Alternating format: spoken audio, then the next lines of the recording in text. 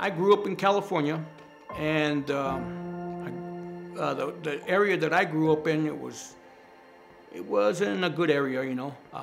And I grew up with a lot of anger, and I became a fighter.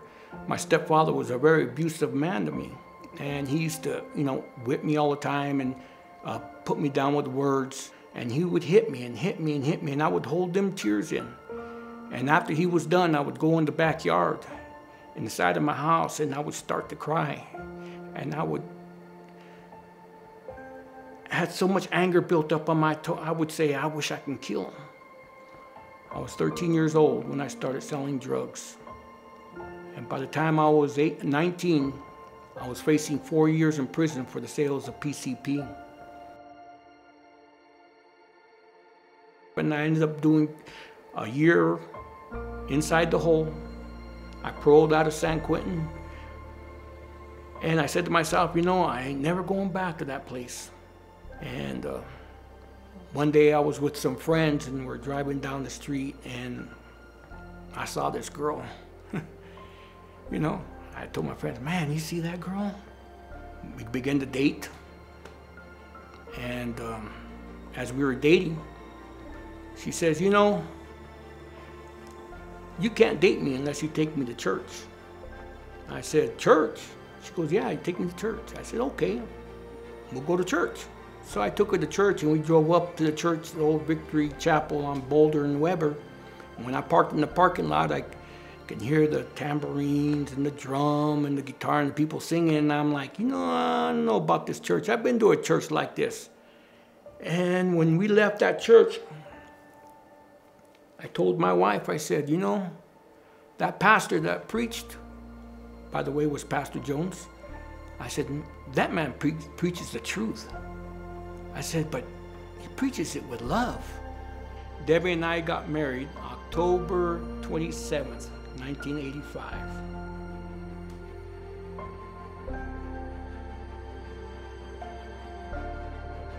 I held this secret inside of me, you know, that I never confessed to anybody. I didn't confess it to my wife. I didn't confess it to God at the altar. I was on the run from California, and they were looking for me. You know, I remember Pastor Jones preaching one time, your sin will find you out. And it did.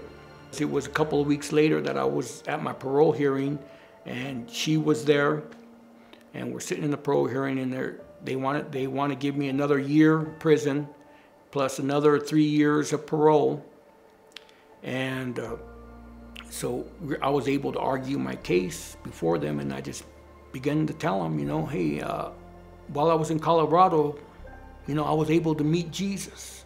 And, you know, he changed my life.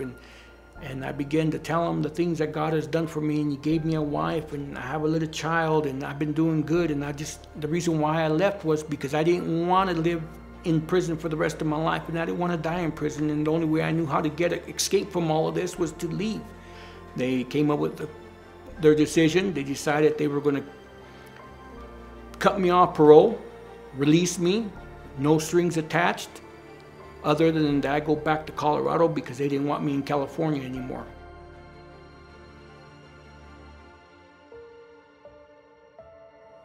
We started going back to church, and lo and behold, I backslid again. You know, started going back to my old ways. And then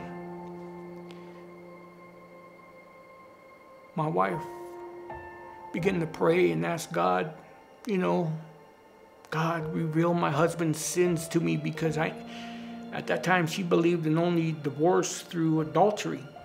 You know, she said that's what the Bible says. See, I could divorce if for adultery. And she began to pray out to God, and God, show me his sins. And he did.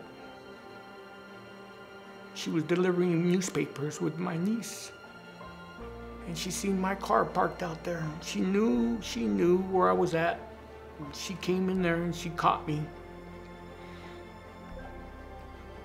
And when that happened, it was like my whole world just fell apart. I never loved anybody. That's the most hurtful thing in my life. Because you know what? She's the only one I ever loved. I didn't even have that for my own mother. When she left that house, I wanted to chase her and tell her I would change. But I knew it wouldn't work. Not this time.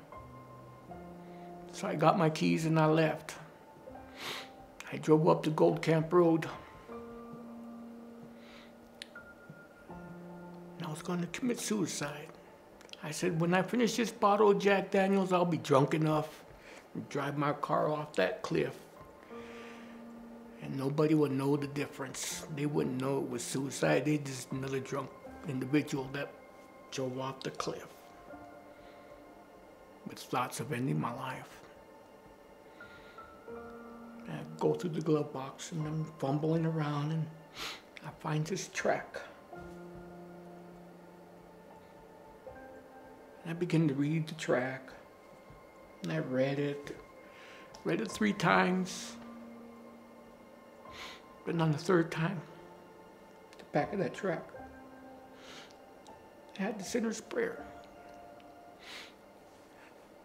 I said the sinner's prayer. And then I said it again, and I read it again. And then the 4th time, I said that sinner's prayer, and I said, God, if you're as real as those people in that church say you are, then do something for me. I need you to do something for me now, because if you don't, it's over. Tears become out of my eyes, and all of a sudden, this bright light, I could see a bright light. I knew if I opened my eyes, I wouldn't be able to see. And all of a sudden, I feel this lightning, this joy and this peace. And I felt God begin to hug me. And I threw that bottle of Jack Daniels over the cliff.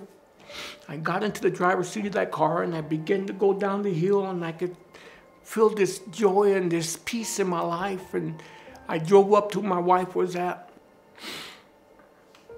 And I got out of the car and I told her I got saved.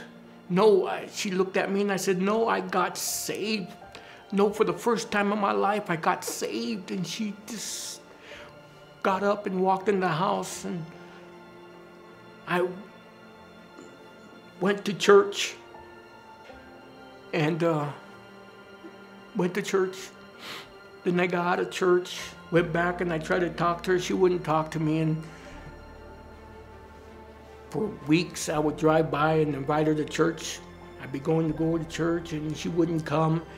Then one day her niece came out of the house, and she said, I'll go to church. Come on, Debbie, let's go to church. And she got in the car, and she went to church. And we were sitting up in the balcony, and we're listening to the preaching. And right in the middle of the sermon, Pastor Jones looked me in the eye, and he pointed right at me. And he said, God's going to restore all the years. And he prophesied over me on that. Debbie was there, and she began to cry. I began to cry, and from that moment on, things began to change in my life.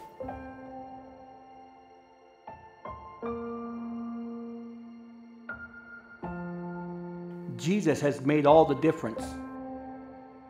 I'm never going back.